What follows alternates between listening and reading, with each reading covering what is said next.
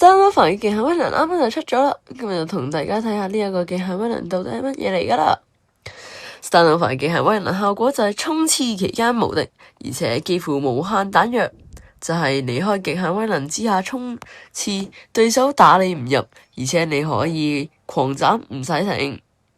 本身斯塔魯娃玩法嘅係普通草大招，變身之後用劍斬人回血，加埋極限威能變身期間衝刺無敵，刺客入面最特別嘅一個存在。官方都知呢個極限威能太過強勁，所以削弱咗一啲基礎數值。之前就將普通攻擊由540減到480，即係每下少60傷害。大招充能慢咗11%，但草大招所需嘅命中次數冇變，一樣係10下草到。極限威能點樣攞？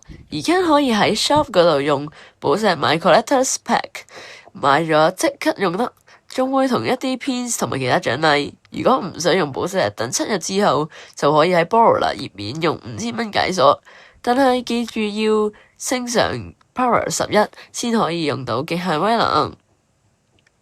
Standover 嘅極限威能係衝刺無敵加無限彈藥，刺客頂尖極衝，雖然基礎攻擊力同埋充能速度被削弱，但整體嚟講係一個 S 級。